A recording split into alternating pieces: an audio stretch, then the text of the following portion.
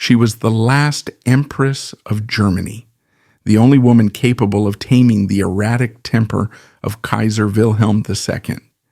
She spent her entire life building the image of a perfect royal dynasty, only to watch it crumble into dust.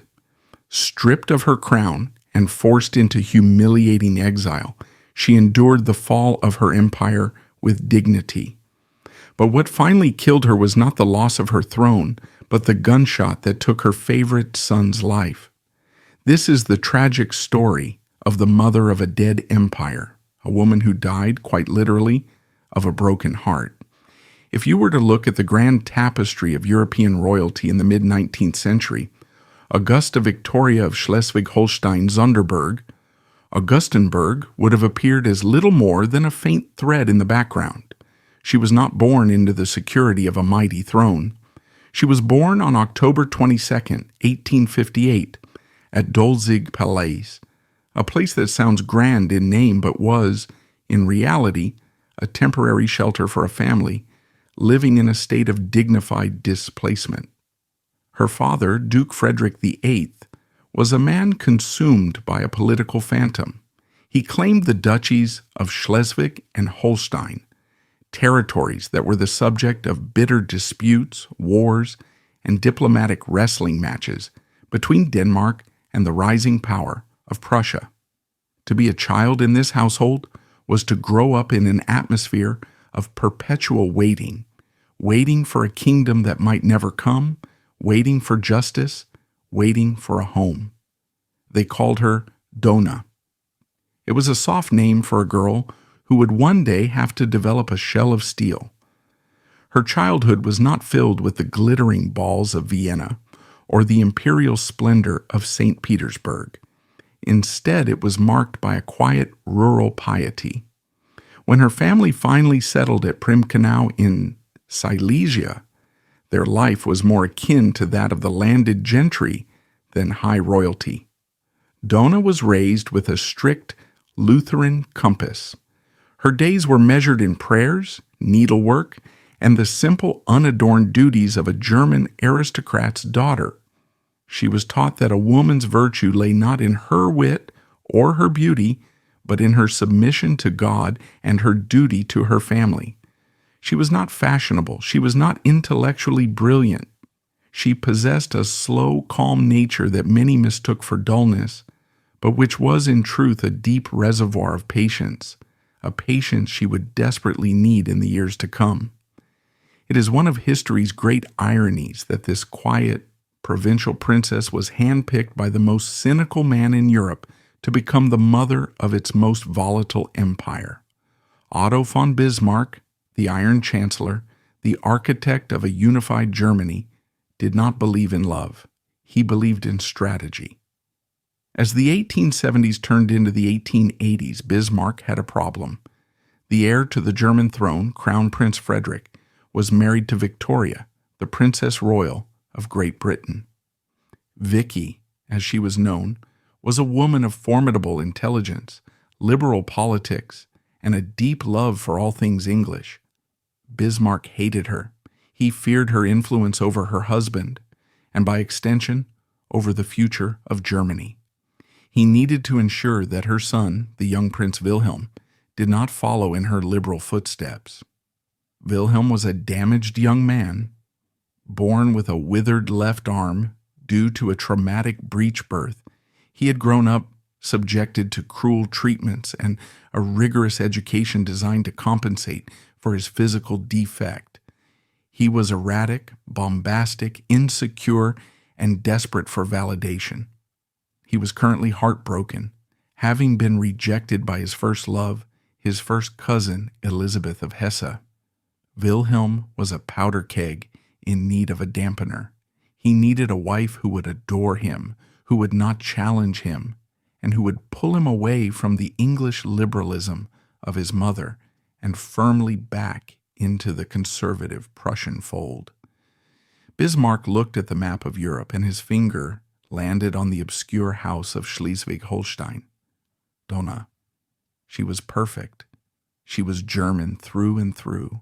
She was pious. She was not clever enough to meddle in politics, and she came from a family that had been humbled by Prussia, meaning she would be grateful for the elevation. It was a cold calculation.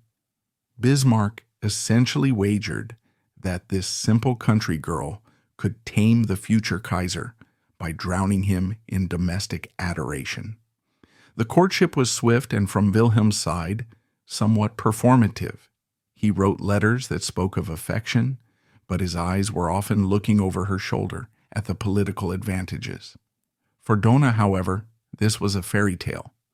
To be chosen by the grandson of the Queen of England, the future Emperor of Germany, was a destiny far beyond what a girl from Primkenau could have imagined. She fell in love with him, or at least, she fell in love with the idea of him and the role she would play by his side. She did not see the arrogance. She saw strength. She did not see the insecurity. She saw a man who needed to be understood. They were married on February 27th, 1881. The wedding was a spectacle of Prussian efficiency and grandeur, but beneath the surface the fault lines were already cracking. The Berlin court was a shark tank. Wilhelm's parents, Crown Prince Frederick and Vicky, looked down on Dona.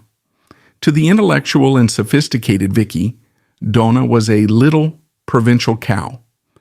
Uneducated, lacking in taste, and dull, Vicky wrote scathing letters to her mother, Queen Victoria, criticizing Dona's clothes, her conversation, and her lack of refinement.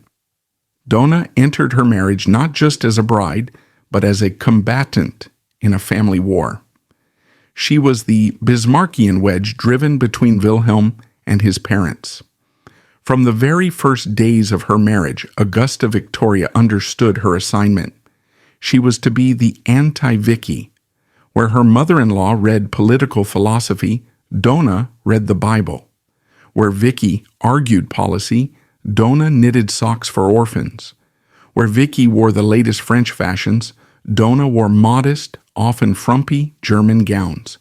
She dedicated herself to the 3 Ks, Kinder, Küche, Kirche, and she succeeded brilliantly in the one task that mattered most to the dynasty, reproduction.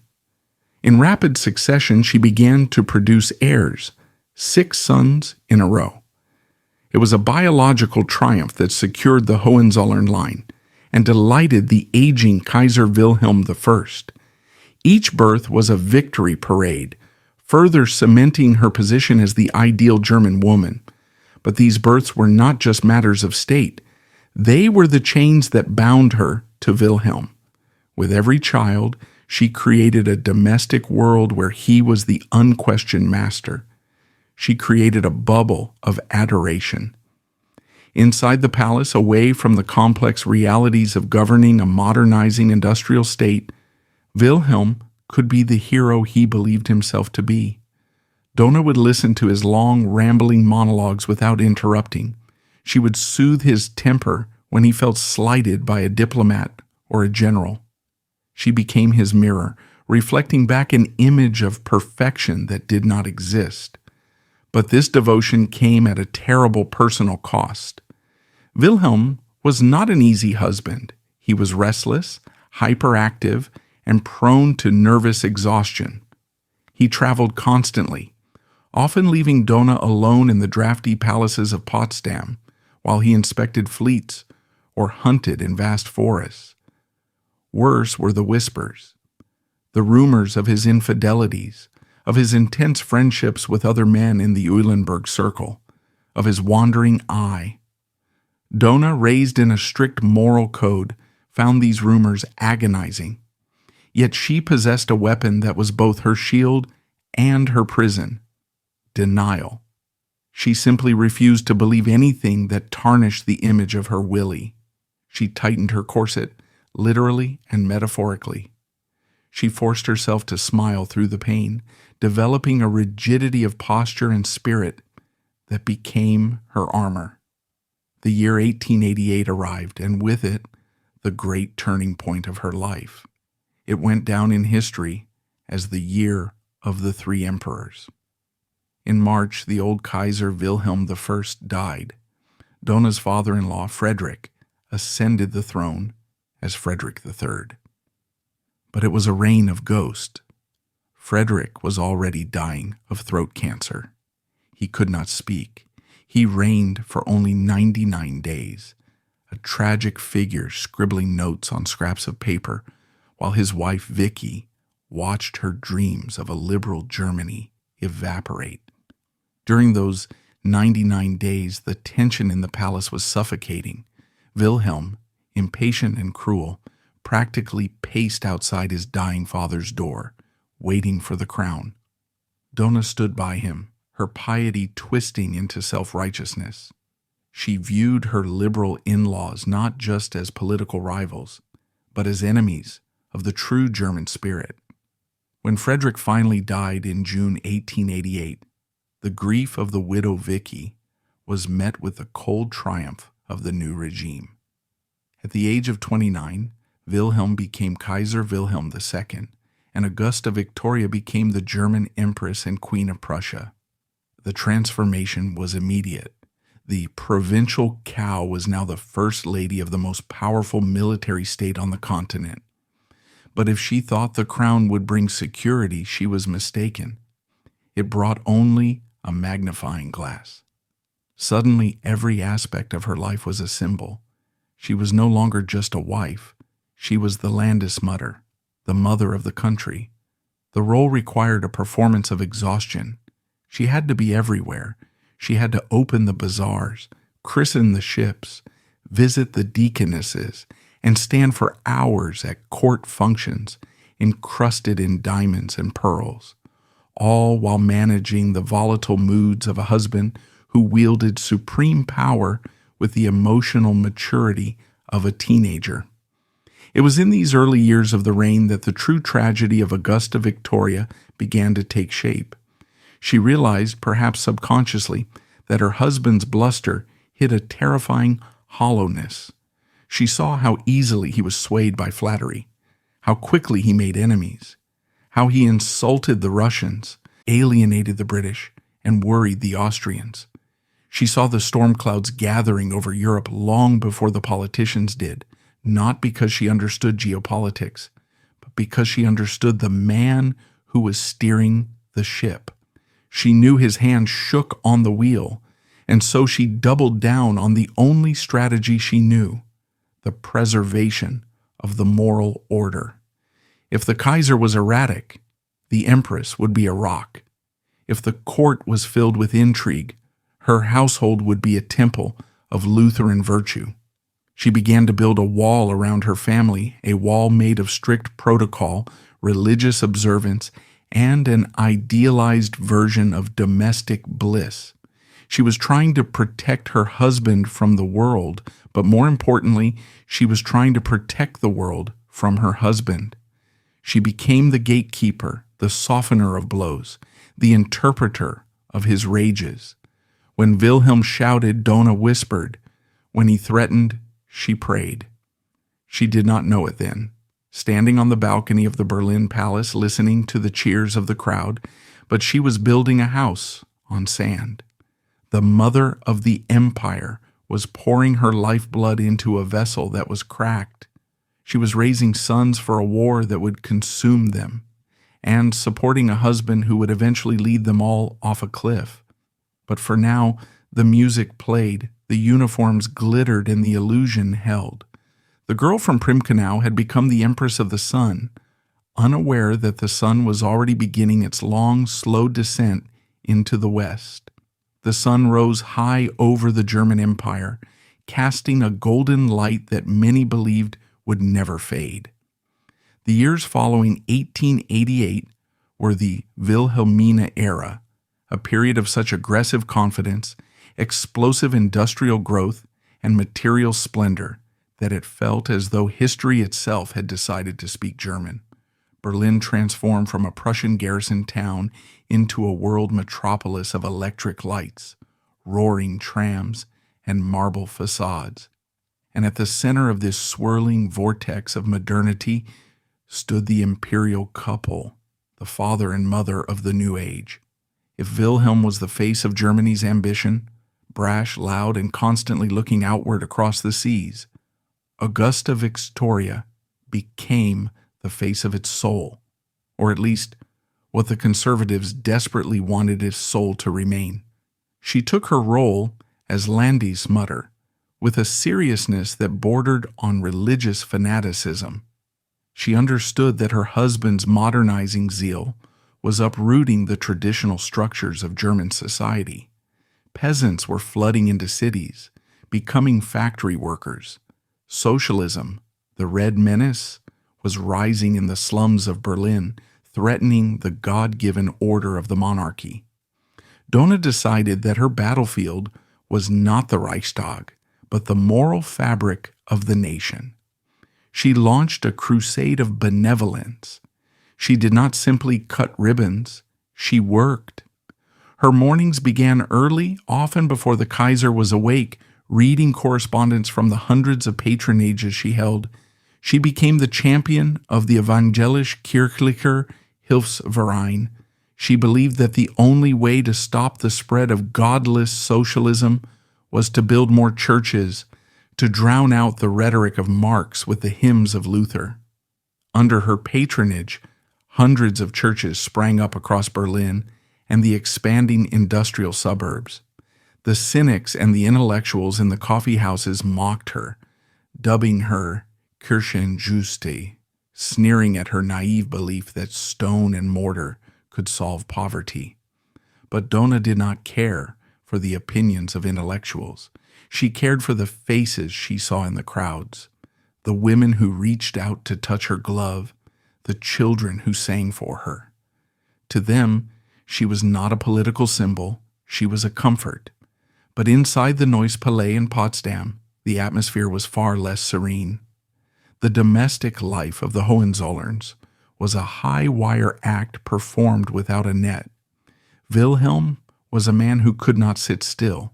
He suffered from a pathological restlessness, a need to be constantly entertained, constantly moving. He was the Reise Kaiser, spending months each year on his yacht, the Hohenzollern, or visiting his fellow monarchs, leaving Donna behind to manage the court. When he was home, he demanded absolute attention. He was a narcissist of the highest order, sucking the oxygen out of every room. He would subject his family to hours of reading aloud from books he found interesting, and woe betide the wife or child whose attention wandered. Donna learned to manage him like a skilled handler soothing a skittish thoroughbred. She knew his triggers. She knew that beneath the bombastic speeches about shining armor and mailed fists, he was deeply insecure, terrified of being seen as weak, terrified of repeating the physical frailty of his father. She fed his ego constantly. She curated the newspapers he read, cutting out articles that might upset him or clipping the ones that praised him. She created a feedback loop where Wilhelm only saw a world that adored him.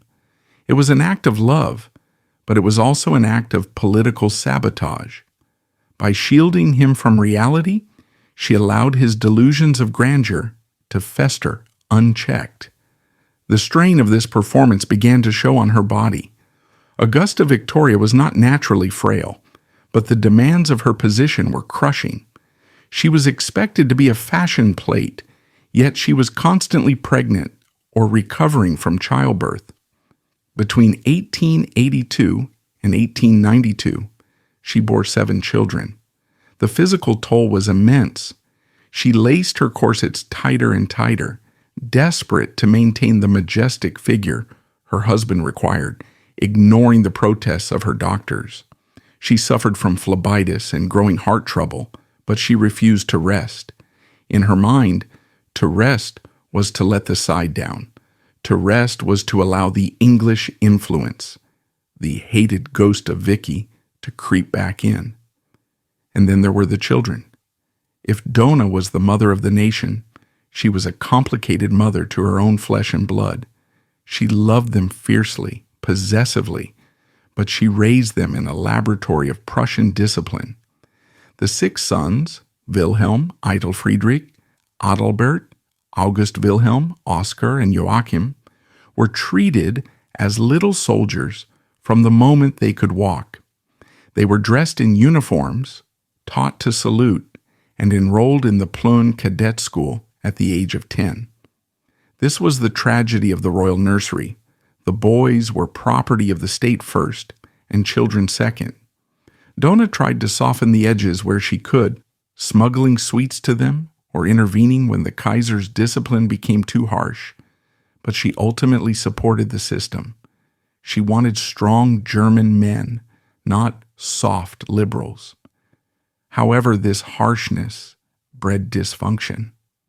The crown prince, Little Willie, grew into a frivolous womanizer, constantly rebelling against his father's strictures while desperate for his approval. The other sons drifted into various states of aimlessness, but it was the youngest, Joachim, and the only daughter, Victoria Louise, who held the deepest parts of her heart.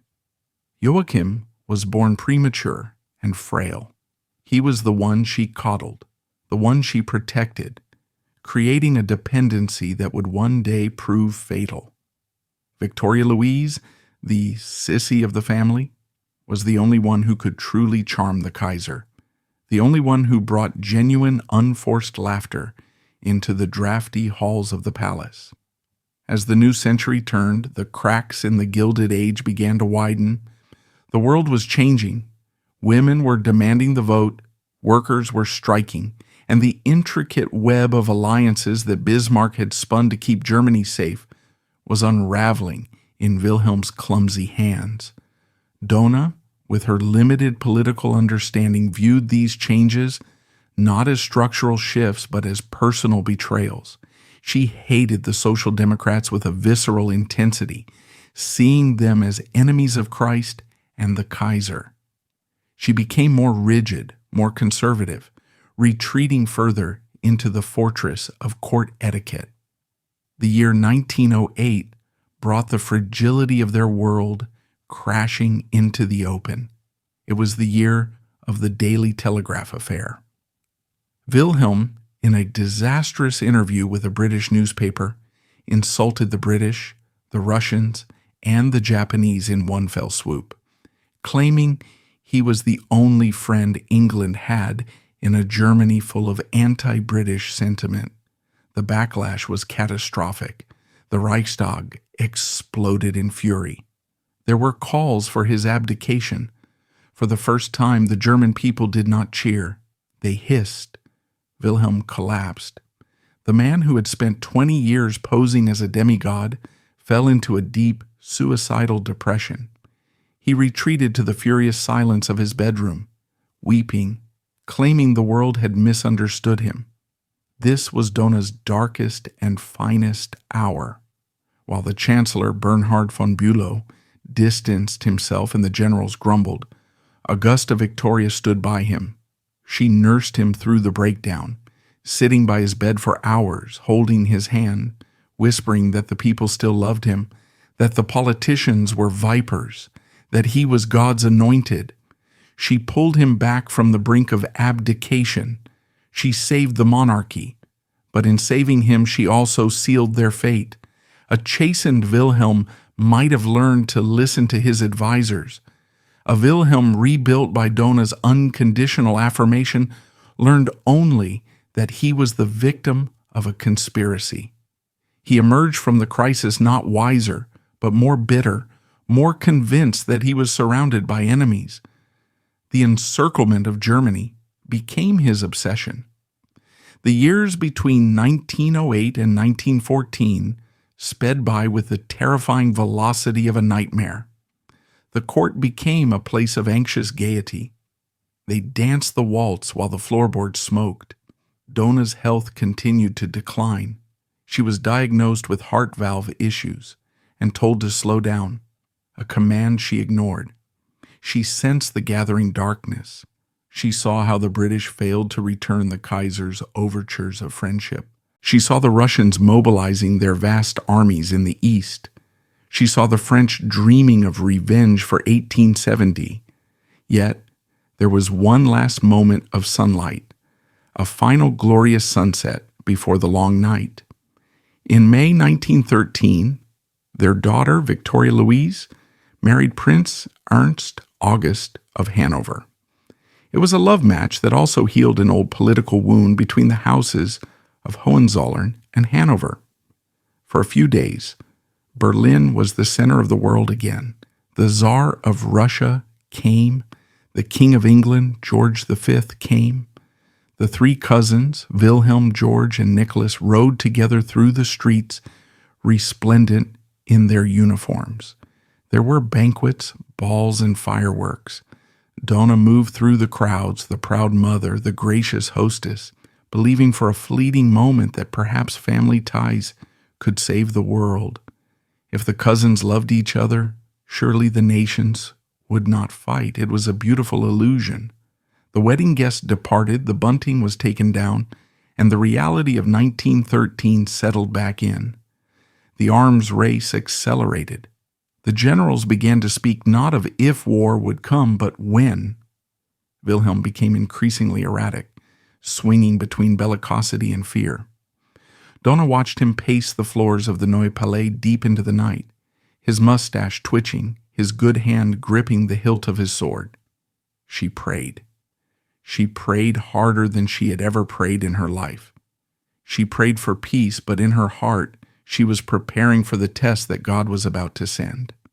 Summer 1914 arrived with a deceptive calm. The court moved to the Marble Palace. The air was thick with the scent of lindens and the heat of July.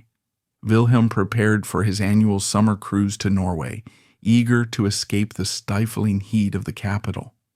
Donna stayed behind, her heart fluttering in her chest like a trapped bird. On June 28th, a Sunday, the telegram arrived. Archduke Franz Ferdinand, the heir to the Austrian throne and a personal friend of the Kaiser, had been assassinated in Sarajevo. Wilhelm returned from his yacht in a rage. The dominoes began to fall. The blank check to Austria, the ultimatums, the mobilization orders, the machinery of war, oiled for decades by the very industrial boom the Kaiser had championed, began to grind into motion. On July 31st, 1914, the deadline for Russia to demobilize passed. Germany declared a state of imminent danger of war. The crowds gathered again in front of the Berlin Palace, hundreds of thousands strong. But this time, the mood was different. It was not the reverent silence of a funeral, nor the polite applause of a jubilee. It was a hysterical, electric frenzy. They sang Die Wacht am Rhein. They screamed for the Kaiser. Wilhelm stepped out onto the balcony. He looked aged, his face pale. He shouted the words that would define the rest of his life. I know no more parties. I know only Germans. The crowd roared its approval. It was the moment of unity Donna had spent her life working for. The socialists, the Catholics, the liberals, the conservatives, they were all one now. But the unity was forged not in faith, but in bloodlust. Inside the palace, away from the roaring crowd, Augusta Victoria stood by the window. She was 55 years old, her hair turning white, her heart beating with an irregular, terrifying rhythm. She looked at her sons, all 6 of them, standing in their field gray uniforms, their eyes shining with the excitement of the coming adventure.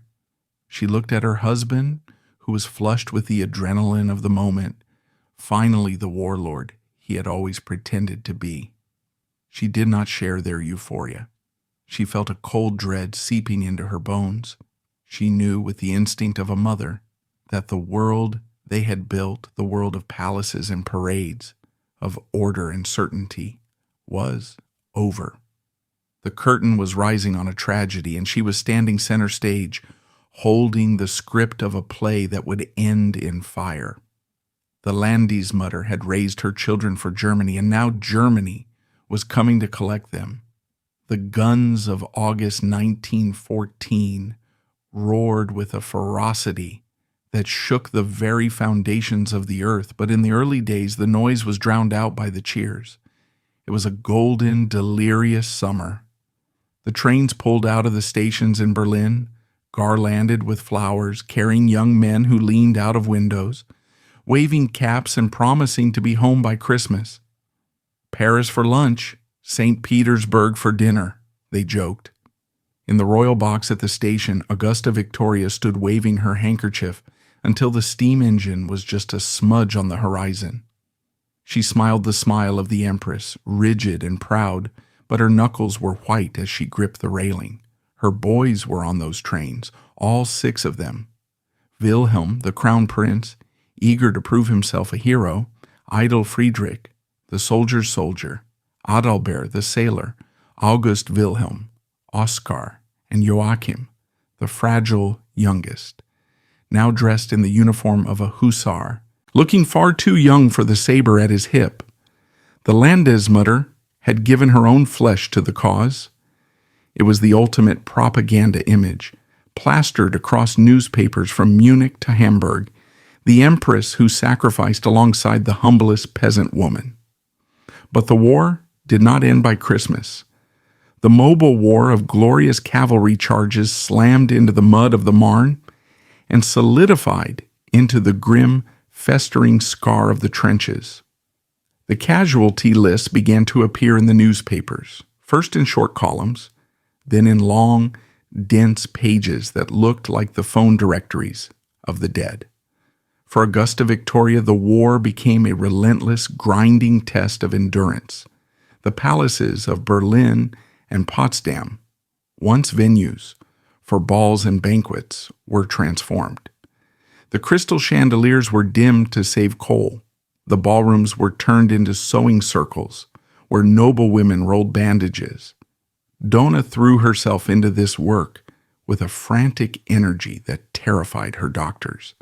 She was the patroness of the German Red Cross, but she refused to be a mere figurehead. She traveled to the front lines, a rare thing for a consort, to visit field hospitals. What she saw there changed her. The sanitized report she read in the Berlin paper spoke of strategic withdrawals and heroic resistance. They did not speak of the smell of gangrene, the screams of men with their faces blown off by shrapnel, the vacant stares of boys driven mad by shell shock. Donna walked the wards, her long skirts trailing on blood-stained floorboards. She held the hands of dying men who mistook her for their own mothers in their delirium. "It is my duty," she would say when her ladies-in-waiting begged her to rest.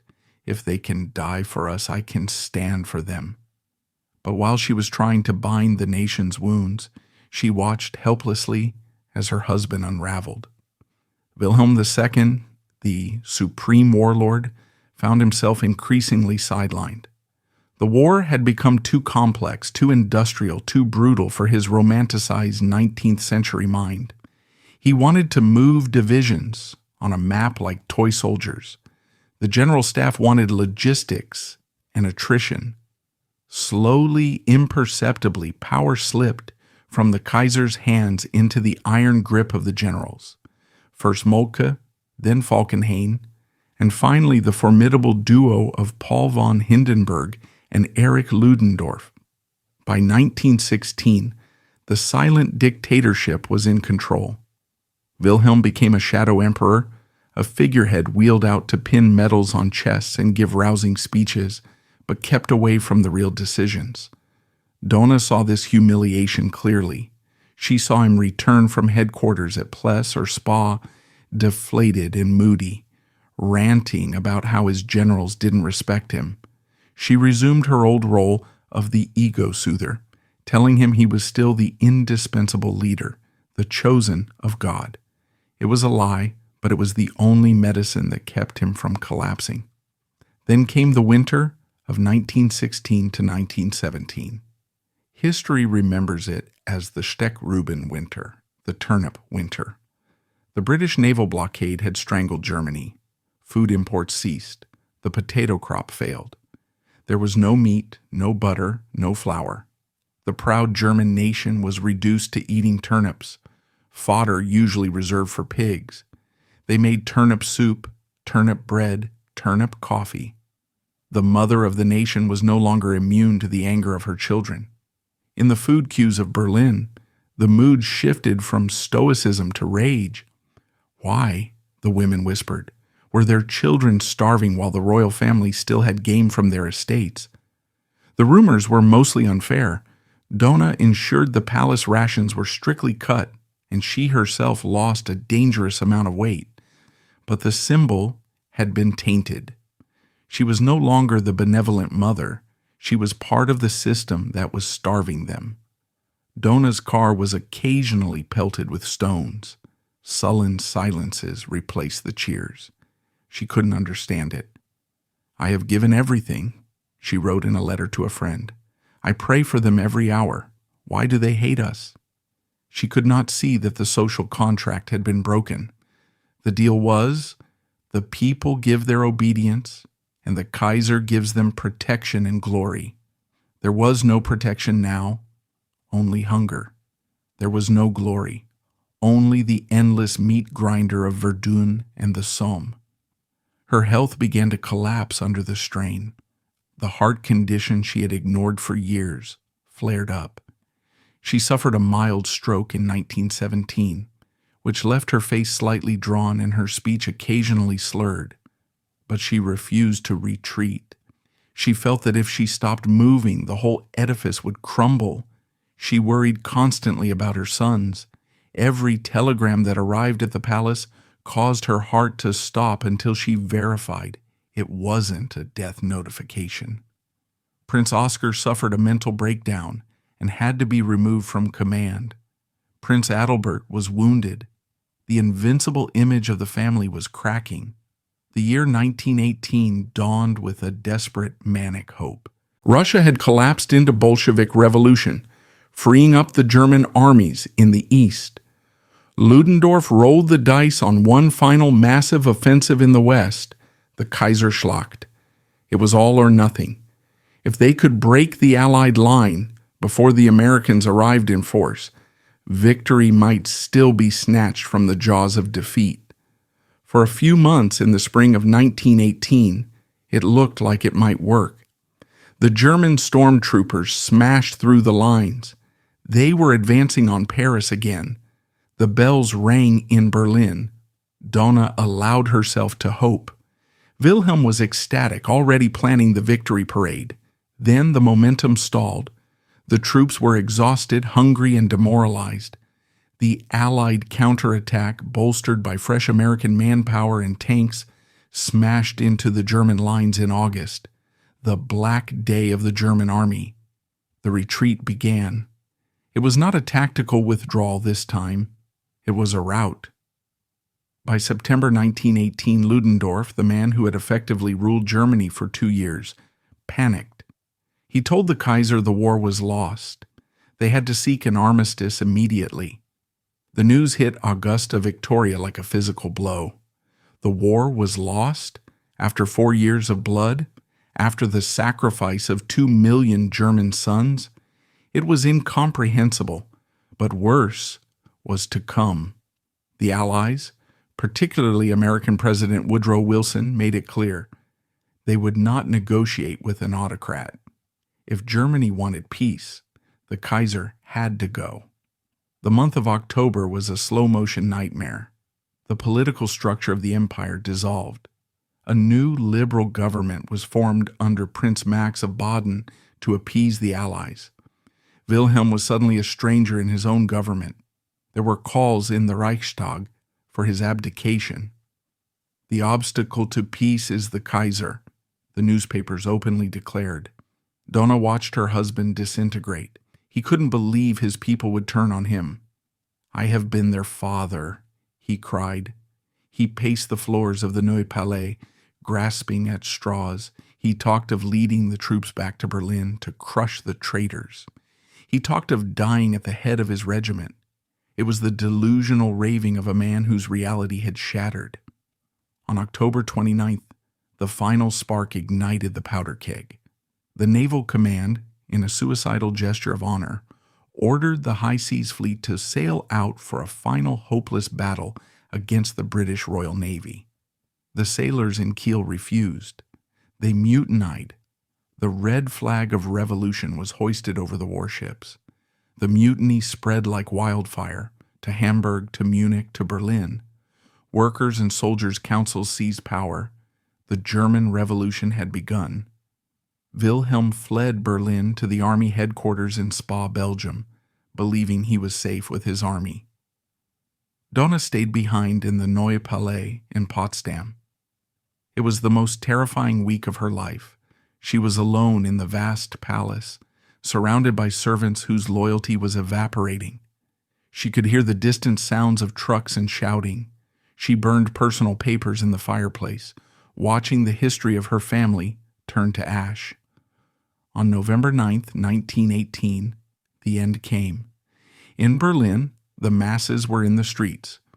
Prince Max of Baden, desperate to prevent a total Bolshevik takeover, announced the Kaiser's abdication without actually having the Kaiser's consent. In Spa, the generals, the men Wilhelm had trusted implicitly, told him the truth. The army will return home in good order under its generals, General Groner told him coldly, but not under the command of your majesty. The army no longer stands behind you. It was the ultimate betrayal. The supreme warlord had no army. Back in Potsdam, Donna received the call. The Kaiser was abdicating. He was fleeing to the neutral Netherlands. He would not be coming back to Berlin. He would not be coming to get her. She was to join him later. The shock was so profound that she didn't weep.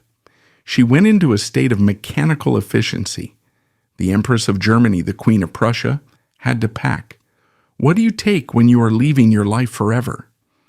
She packed family photos. She packed the Bible. She packed the jewelry that had been the envy of Europe.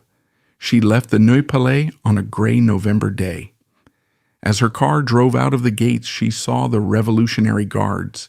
They were wearing the field gray uniforms of the Imperial Army, but they had torn off the imperial insignias and wore red armbands. Some of them stared at her with hatred.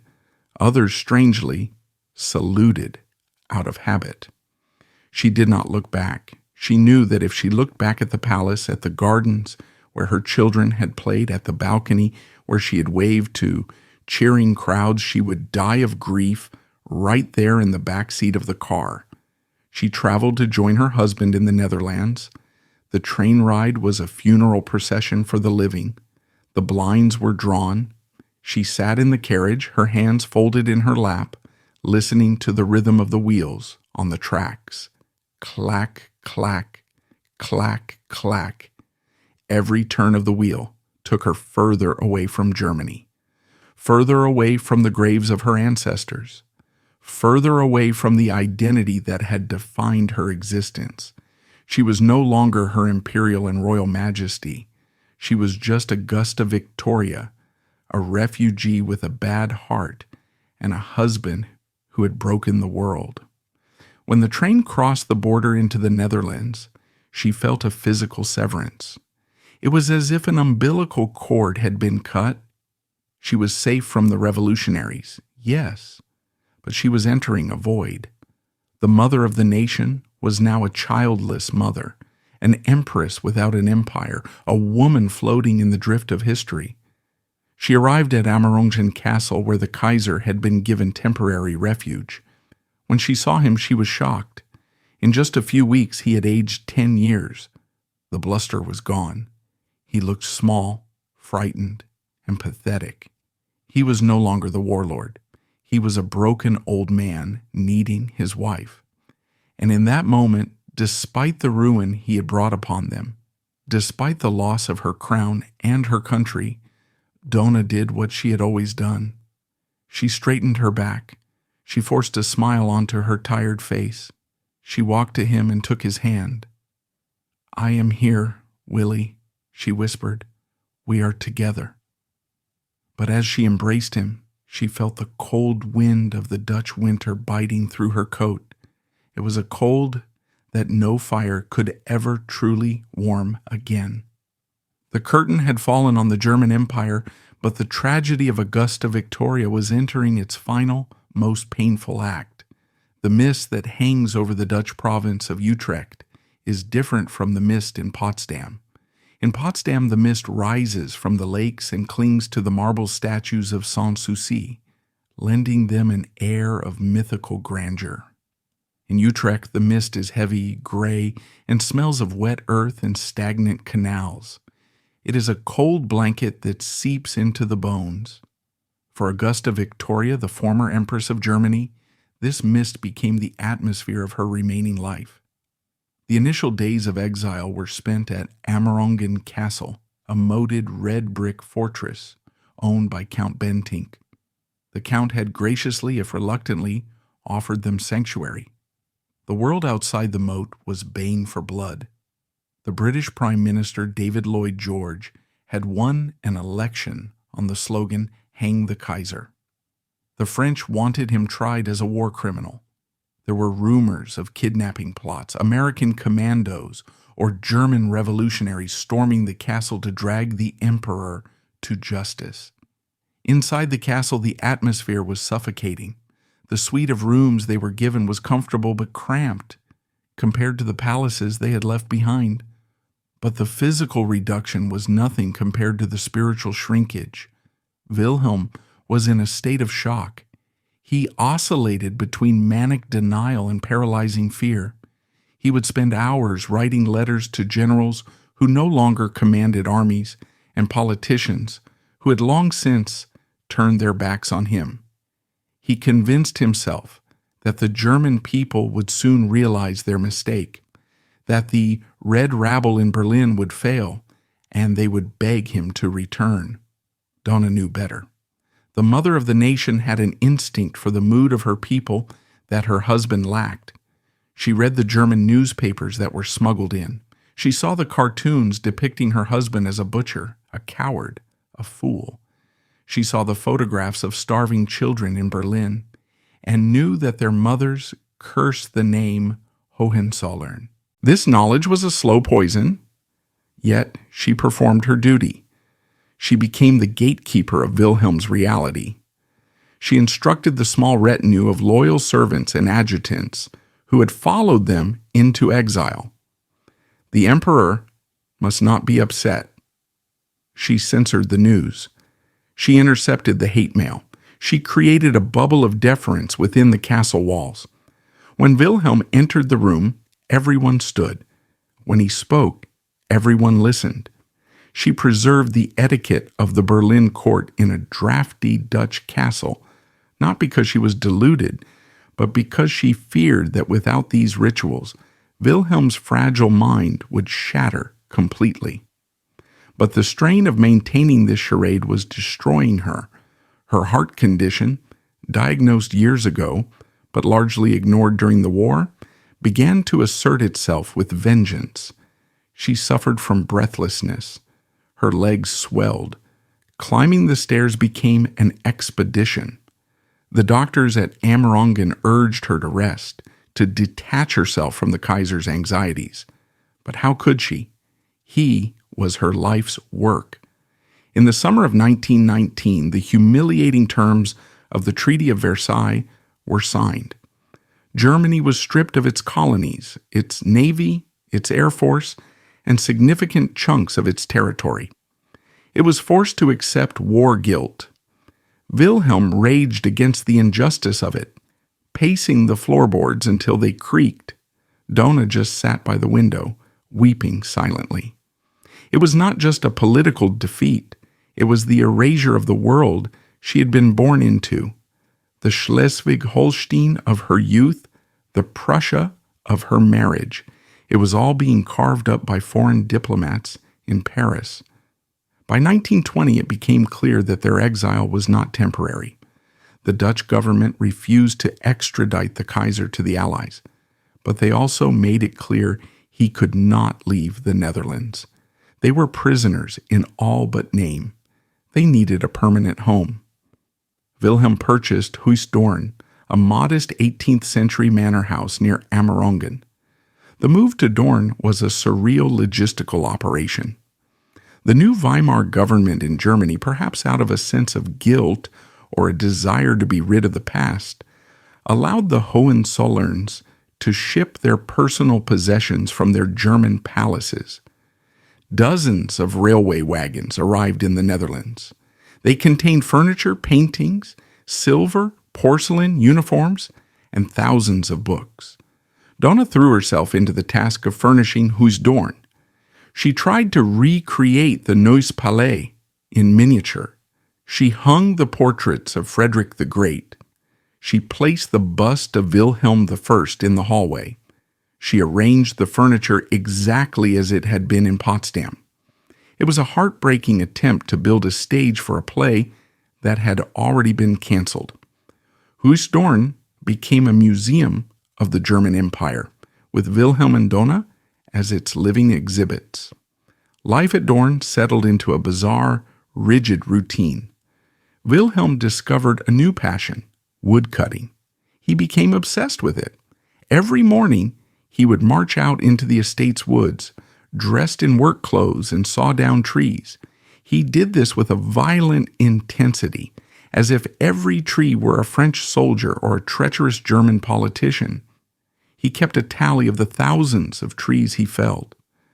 Donna would sit on a bench nearby, wrapped in furs against the damp, watching him. She offered encouragement, praising his strength, but inside she was withering. There was something profoundly tragic about seeing the man who had once commanded millions of soldiers, now waging war against beech and oak trees. It was a pantomime of masculinity, a desperate attempt to exert control over a world that had stripped him of all power. Her health continued to decline. The doctors spoke of dropsy and severe cardiac weakness, but the physical pain was secondary to the Heimweh, homesickness. It was a visceral physical longing. She missed the sandy soil of Brandenburg. She missed the sound of German church bells. She missed the grave of her mother. Exile is a specific kind of grief. It is mourning for a place that still exists but is unreachable. She was a ghost haunting a foreign land. Then the darkness deepened. The year 1920 brought the tragedy that would break the final thread holding her to life. While the parents were entombed in Dorn, their 6 sons were adrift in the wreckage of post-war Germany. They had stayed behind. They were former princes in a republic that despised them. They had lost their military commissions, their incomes, and their social standing. They were men trained for only one thing, to rule and to fight, and now they were forbidden to do either. The crown prince, Wilhelm, had also fled to the Netherlands, exiled on the island of Wieringen, separated from his family. The other sons struggled to adapt, but it was Joachim, the youngest, who suffered most. Prince Joachim had always been Donna's Sorgenkind, her child of sorrow. Born prematurely, he was prone to depression and lacked the thick skin of his older brothers. He had been devastated by the abdication. He felt it as a personal humiliation. His marriage to Princess Marie Auguste of Anhalt was crumbling. She was a modern, flighty woman who had little patience for Joachim's melancholic brooding. She eventually left him, taking their son with her. Joachim found himself alone in a Germany that no longer had a place for him. He drifted through the nightlife of Berlin, gambling, drinking, trying to numb the pain of his irrelevance. He was drowning, and his mother, hundreds of miles away in Dorn, could feel his desperation across the border. She wrote to him constantly, letters filled with religious exhortations and maternal love, begging him to find strength in God.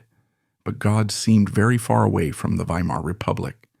On July 18, 1920, in a villa in Potsdam, the very city where he had grown up as a prince, Joachim attended a dinner party. He was quiet, withdrawn. The next morning he took a revolver and shot himself. He did not die immediately. He lingered in agony, eventually succumbing to his wounds at the St. Joseph Hospital. The news traveled to Huisdoorn via telephone.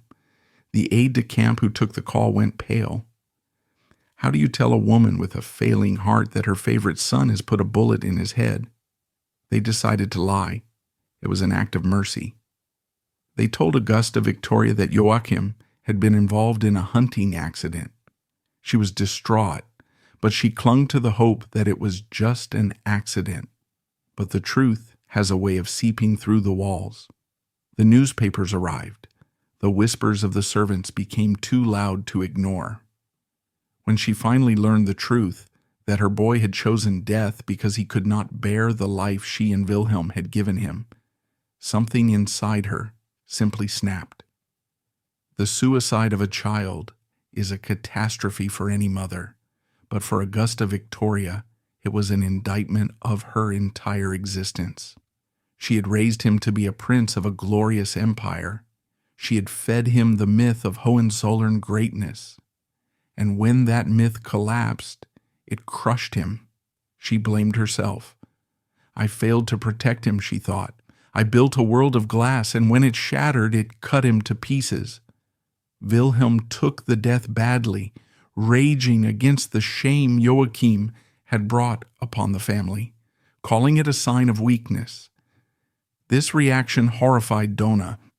For the first time in their 40 years of marriage, she could not soothe him. She could not agree with him. She looked at her husband and saw only the hardness that had helped drive their son to his grave. She retreated into a silence that was deeper and colder than the moat around their house.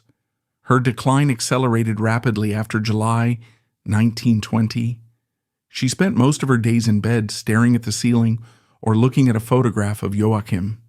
She stopped eating. The doctors diagnosed a severe deterioration of the heart muscle, compounded by nervous exhaustion. In reality, she was dying of grief.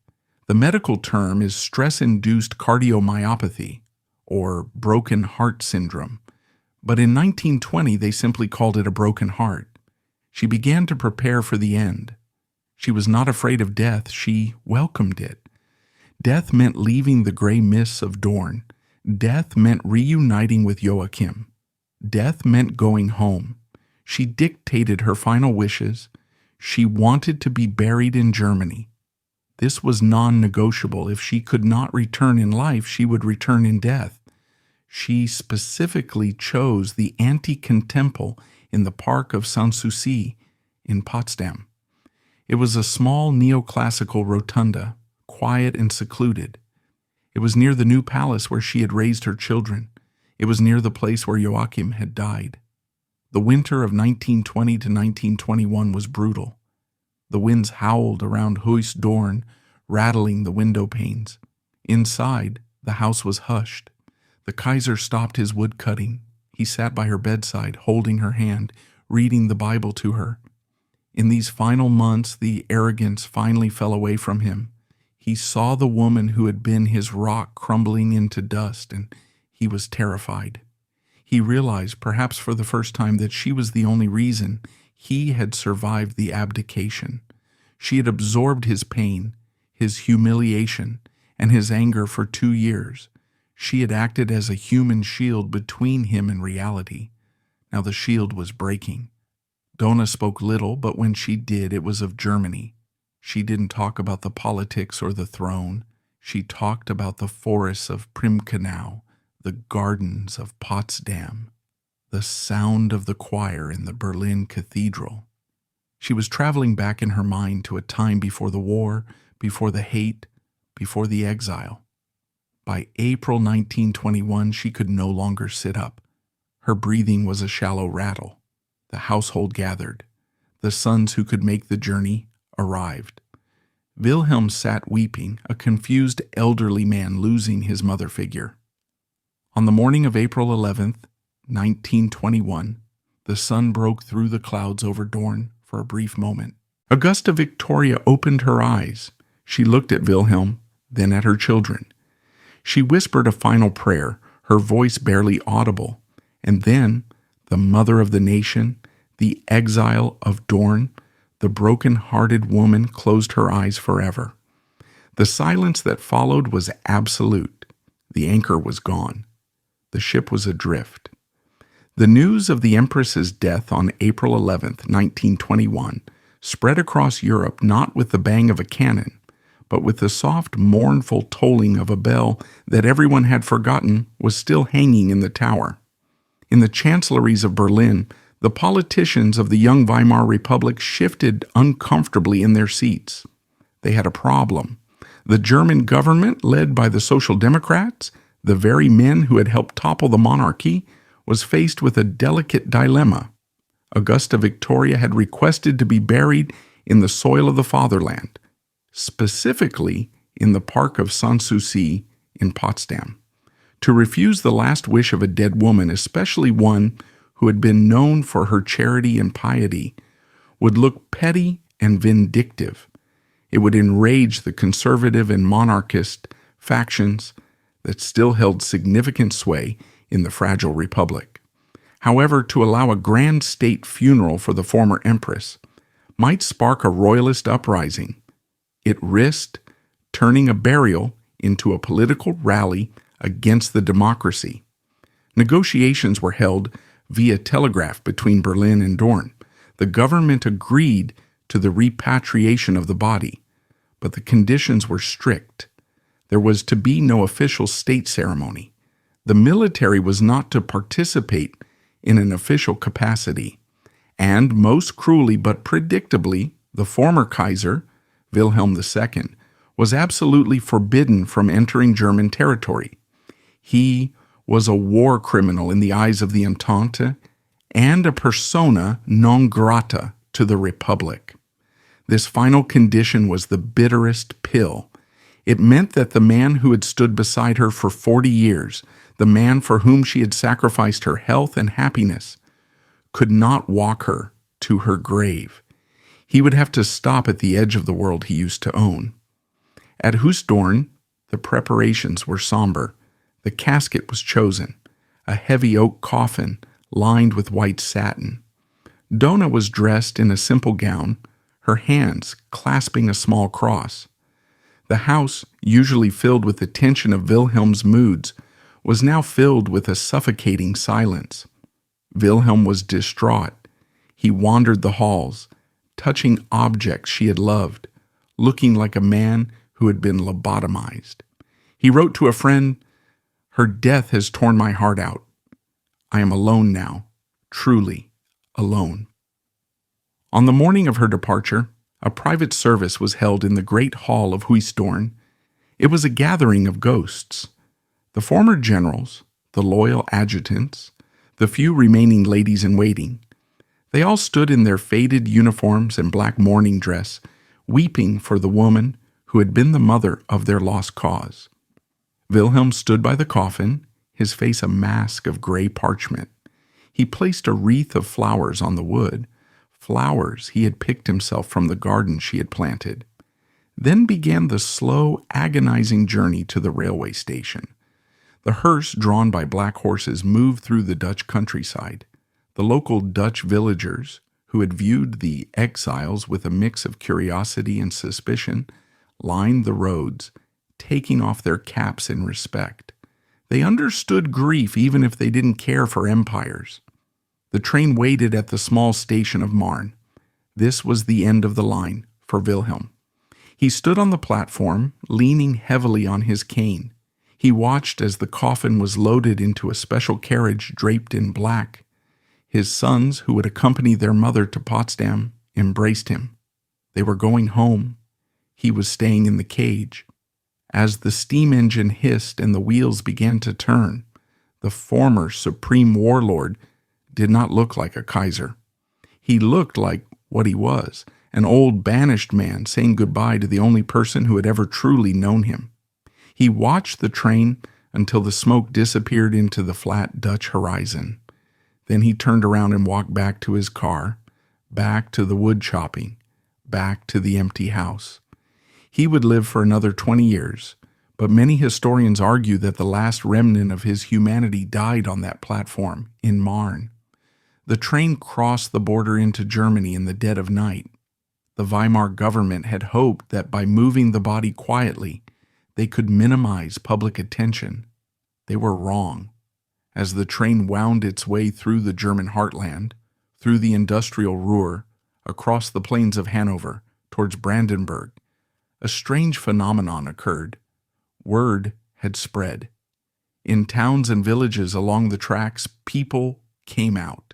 They didn't come with flags of revolution. They didn't come with anger. They came with candles. In the darkness, thousands of flickering lights lined the railway tracks. Silent crowds stood in the fields, watching the black train pass. Old veterans in tattered uniforms stood at attention and saluted. Women knelt in the grass. It was a spontaneous, unorganized outpouring of emotion. It was not necessarily a vote for the return of the Kaiser, but it was a vote of love for the Landesmutter. They remembered the soup kitchen she had funded. They remembered her visits to the hospitals. They remembered a time when Germany was proud, before the shame of Versailles, before the hyperinflation, before the chaos. She represented a lost dignity. When the train finally arrived in Potsdam, the government's fears were realized. They had tried to downplay the event, but the people ignored them. The streets of Potsdam were packed. Estimates suggest that over 200,000 people gathered. It was a sea of black mourning clothes. The crowd was so dense that the procession could barely move. What was remarkable was the silence. 200,000 people, and yet reports say you could hear the horses' hooves striking the cobblestones.